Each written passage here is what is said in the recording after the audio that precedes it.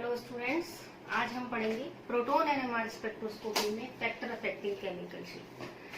Chemical shift क्या है, डीशील्डिंग, shielding, इन सब के बारे में मैंने वीडियो बनाया है। 3 वीडियो इससे पहले मैं अपलोड कर चुकी हूँ। उनका लिंक आपको डिस्क्रिप्शन बॉक्स में दे दिया गया है, आप जाकर के वहां देख सकते हैं। इस वीडियो में हम पढ़ेंगे कौन कौन से फैक्टर हैं जो केमिकल शिफ्ट को अफेक्ट करते हैं। तो मोटे मोटे तौर पर अगर आपको केमिकल शिफ्ट को पढ़ना है तो आप उन वीडियो को देखें। मोटे मोटे तौर पर मैं ये बताती हूँ कि केमिकल शिफ्ट किसे कहते हैं। केमिकल शिफ्ट जैसे ये एक स्पेक्ट्रा है, इसमें ये जो सिग्नल्स दिखाई दे रहे हैं आपको, इनको हम सिग्नल्स कहते हैं। ये पीक्स है, एब्जॉर्प्शन पीक्स है। टीएमएस ट्राइमिथाइल सिलेन का जो सिग्नल है वो ये है, और इसके बाद उस कंपाउंड के प्रोटॉन के जो सिग्नल है वो ये है। तो टीएमएस के सिग्नल को हम रेफरेंस मानते हैं और इसको हम 0 डेल्टा पीपीएम इसकी वैल्यू मानते हैं, और इसको रेफरेंस मान करके कंपाउंड के जो बाकी के सिग्नल्स हैं उनकी डिस्टेंस को ही हम केमिकल शिफ्ट कहते हैं। मतलब टीएमएस की पीक को रेफरेंस मान करके और बाकी की जो पीक्स आ रही हैं, बाकी के जो सिग्नल्स आ रहे हैं, उनकी डिस्टेंस को हम केमिकल शिफ्ट कहते हैं। केमिकल शिफ्ट शील्डिंग और डीशील्डिंग से प्रभावित होता है। शील्डिंग के कारण और डीशील्डिंग। शील्डिंग के कारण जो पीक है वो अपफील्ड में आ जाती है, और डीशील्डिंग के कारण वो डाउनफील्ड में आ जाती है। ये सारा जो मैटर है वो आपको इससे पहले वाले जो वीडियो में आपको मिल जाएगा।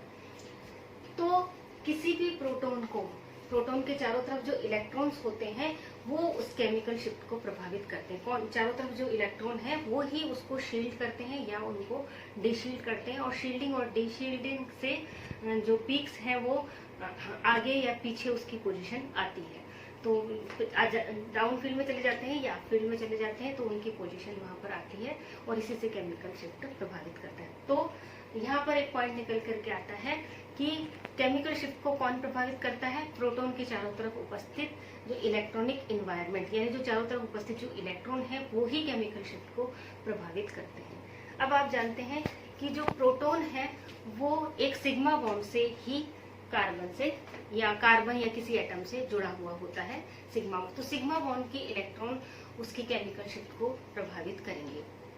दूसरे पाई इलेक्ट्रॉन्स भी उसके आसपास हो सकते हैं, प्रोटॉन के आसपास पाई इलेक्ट्रॉन भी हो सकते हैं, तो पाई इलेक्ट्रॉन भी उसकी केमिकल शिफ्ट को प्रभावित करते हैं। अब प्रोटॉन के चारों तरफ सिग्मा बॉन्ड के इलेक्ट्रॉन होते हैं। जनरली सिग्मा बॉन्ड के इलेक्ट्रॉन, सिग्मा बॉन्ड के इलेक्ट्रॉन उस प्रोटॉन के चारों तरफ घूमते रहते हैं। जैसे कि मैं एक प्रोटॉन हूँ और मेरे चारों तरफ सिग्मा बॉन्ड के इलेक्ट्रॉन घूम रहे हैं। अब जब हम ऐसे प्रोटॉन को जब हम एक्सटर्नल मैग्नेटिक फील्ड में रखते हैं तो वो जो इलेक्ट्रॉन घूम रहे हैं, मूविंग पार्टिकल, इलेक्ट्रॉन जो है मूविंग पार्टिकल है, चार्ज मूविंग पार्टिकल जो घूम रहे हैं वो क्या करते हैं, एक मैग्नेटिक फील्ड उत्पन्न करते हैं, जिसे हम इंड्यूस्ड मैग्नेटिक फील्ड कहते हैं।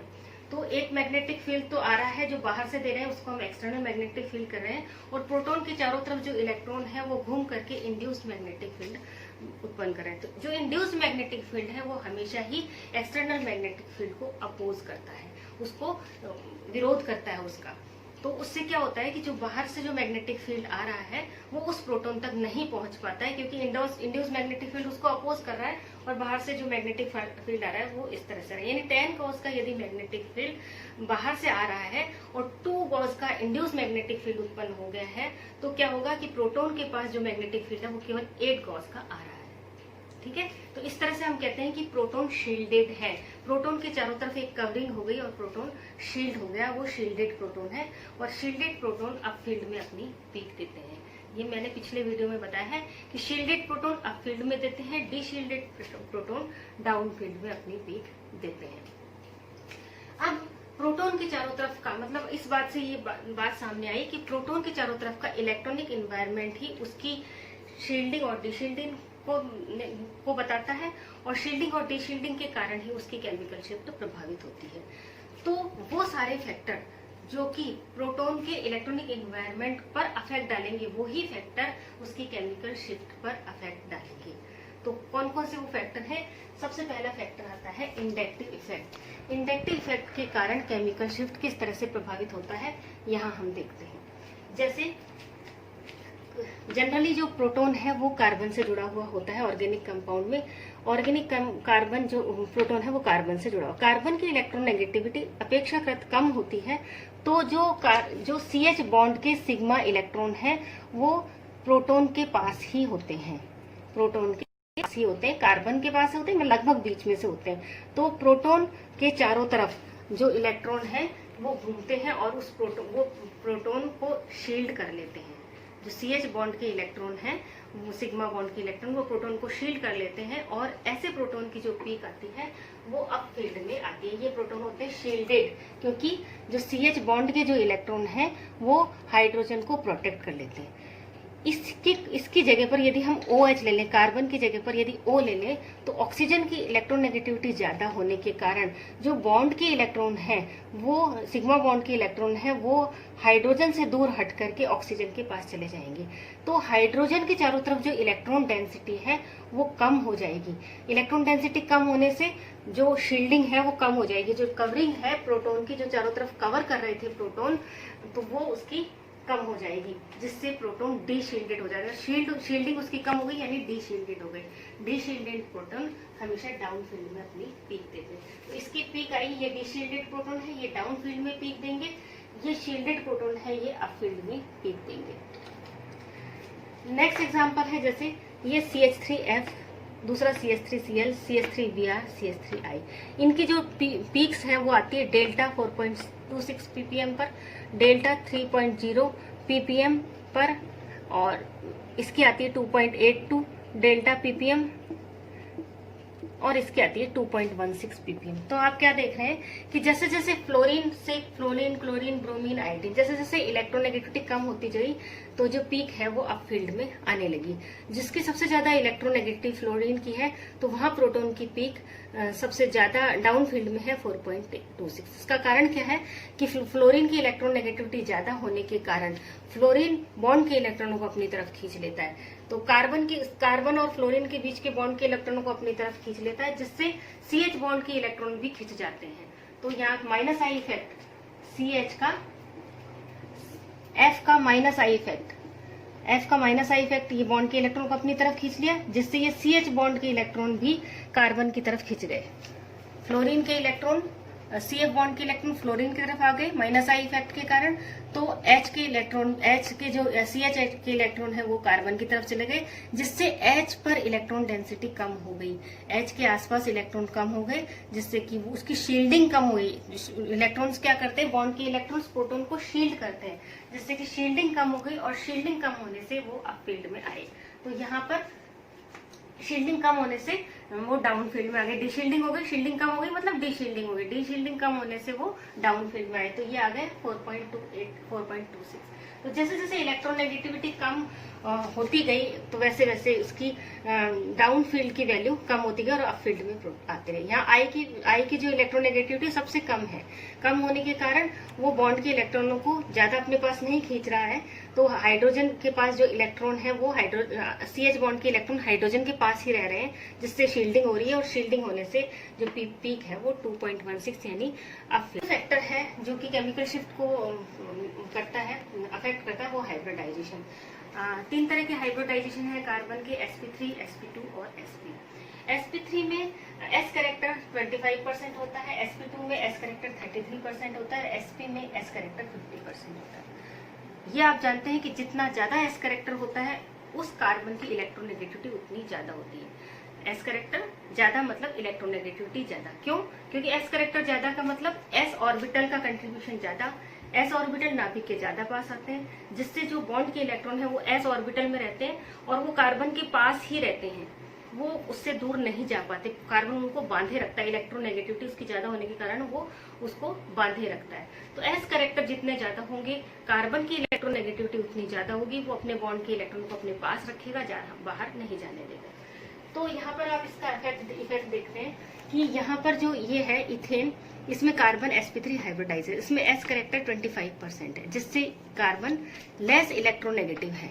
जब लेस इलेक्ट्रोनेगेटिव है यानी कार्बन बॉन्ड के इलेक्ट्रॉनों को हाइड्रोजन के पास ही रहने दे रहा है, CH बॉन्ड के इलेक्ट्रॉनों को हाइड्रोजन के पास ही रहने देता है, जो कि हाइड्रोजन को कवर कर लेता है, शील्ड कर लेते हैं। शील्डिंग से क्या होते हैं, पीक अप फील्ड में आती है। तो इसकी पीक आती है 0.8 to 1.0।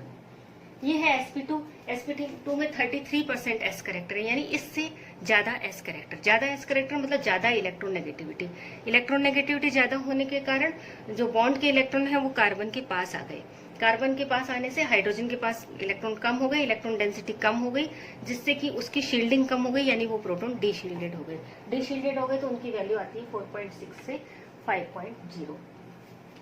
यहाँ पर एक एसिटिलीन है। एसिटिलीन में केस में थोड़ा सा अंतर है, हालांकि एसिटिलीन में एस करेक्टर 50% है, तो इसकी इलेक्ट्रोनेगेटिविटी सबसे ज्यादा होनी चाहिए। कार्बन की इलेक्ट्रोनेगेटिविटी सबसे ज्यादा होनी चाहिए, जिससे कि इसमें एस करेक्टर ज्यादा होने के कारण इलेक्ट्रोनेगेटिविटी सबसे ज्यादा है, जिससे कि डीशील्डिंग सबसे ज्यादा होनी चाहिए, और जो वैल्यू है जो डाउन फील्ड में ज्यादा आनी चाहिए, इससे भी ज्यादा आनी चाहिए, इथीन से भी ज्यादा इसकी वैल्यू आनी चाहिए, लेकिन इसकी अपेक्षा इसकी कम आती है। अब फील्ड में आते हैं किसकी अपेक्षा?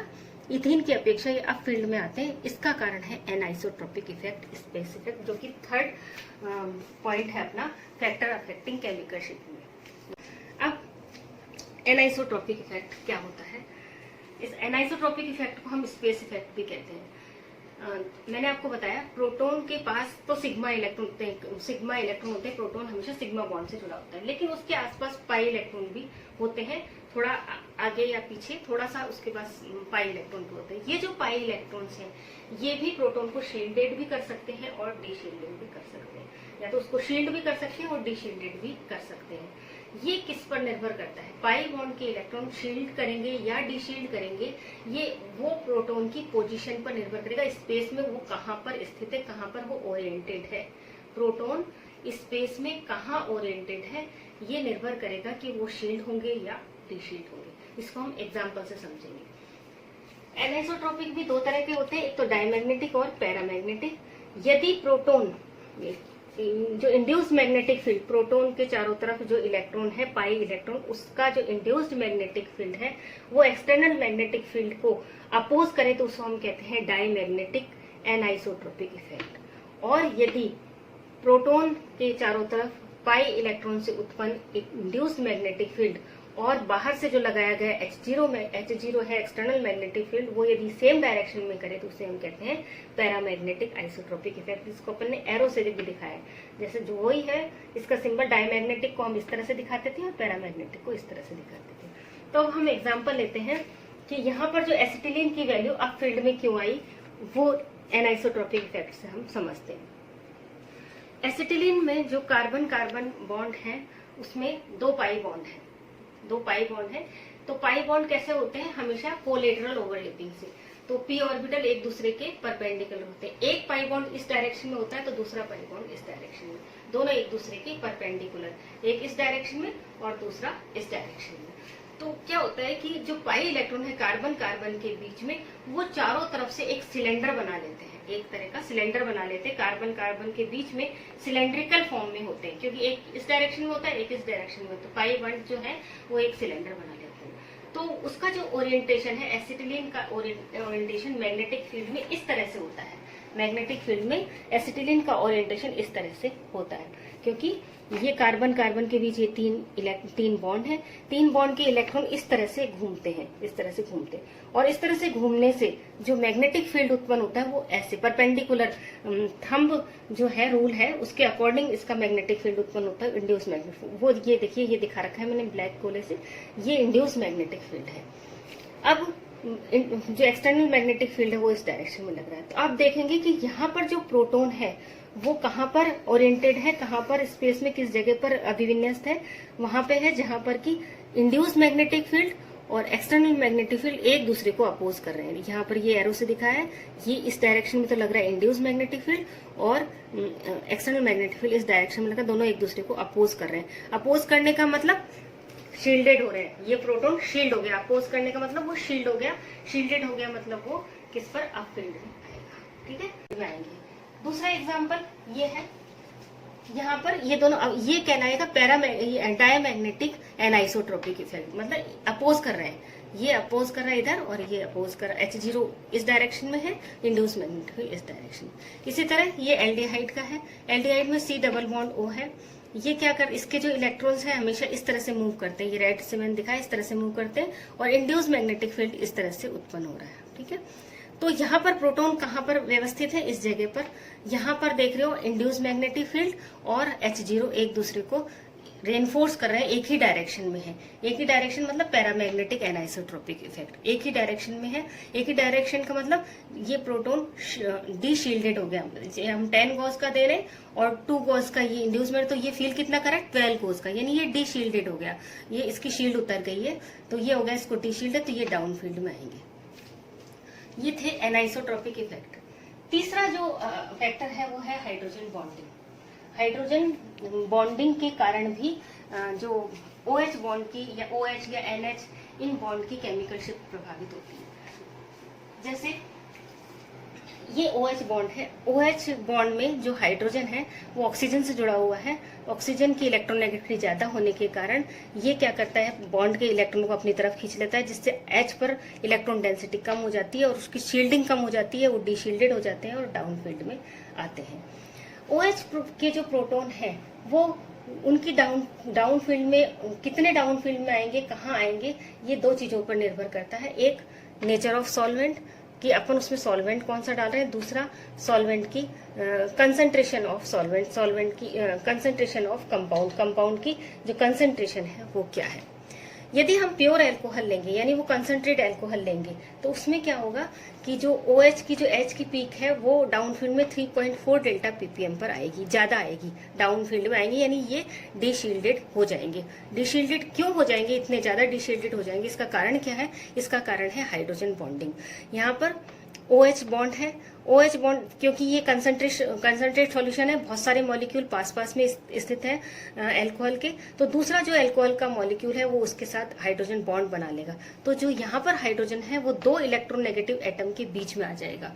दोनों इलेक्ट्रोनेगेटिव एटम इलेक्ट्रॉनों को खींच लेंगे, दोनों इलेक्ट्रोनेगेटिव ऑक्सीजन इलेक्ट्रॉन को खींच लेंगे और हाइड्रोजन को हाईली डिशील्डेड कर देंगे। हाइड्रोजन में इलेक्ट्रॉन डेंसिटी बहुत कम कर देंगे, जिससे कि हाइड्रोजन डिशील्डेड हो जाएगा और इसकी वैल्यू आएगी 3.4 डेल्टा ppm पर। यदि इसको हम नॉन पोलर सॉल्वेंट में, अल्कोहल को हम नॉन पोलर सॉल्वेंट में डाल दें तो इसकी पीक 2.4 ppm पर आ जाती है, यानी ये अप फील्ड में आ जाते हैं। नॉन पोलर सॉल्वेंट का क्या प्रभाव होता है कि जब अपन उसमें नॉन पोलर सॉल्वेंट डालते हैं तो वो क्या करता है, मॉलिक्यूल्स अल्कोहल के मॉलिक्यूल के बीच में आ जाता है, 2 अल्कोहल के मॉलिक्यूल के बीच में आ जाता है और हाइड्रोजन बॉन्ड को तोड़ देता है। हाइड्रोजन बॉन्ड को तोड़ने से जो मॉलिक्यूल्स है अल्कोहल के वो दूर दूर चले जाते हैं, जिससे कि उसमें हाइड्रोजन बॉन्डिंग नहीं हो पाती है और जो पीक है वो यहाँ से घट करके उसकी अप फील्ड में आ जाती है। यहाँ पर तो 2 इलेक्ट्रोनेगेटिव एटम के बीच में हाइड्रोजन था, अब जब हाइड्रोजन बॉन्डिंग टूट गई तो केवल एक इलेक्ट्रोनेगेटिव ऑक्सीजन से वो जुड़ा होगा, तो उससे उसकी जो इलेक्ट्रॉन डेंसिटी बढ़ जाएगी और वो अधिक डेल्टा ppm पर आएगा, वो अप फील्ड में आएंगे। ठीक है, तो ये थे फैक्टर अफेक्टिंग केमिकल शिफ्ट को प्रभावित करने वाले कारक। इनके जो नोट्स हैं आपको वो मैंने आपको आपके ग्रुप में भी डाल रखे हैं, और इनसे रिलेटेड कोई प्रॉब्लम है तो आप मुझसे पूछ सकते हो, आप मेरे को कमेंट में आकर के बता सकते हैं। और मेरे इन वीडियो को आप सब्सक्राइब करें, लाइक करें और शेयर करें। Thank you.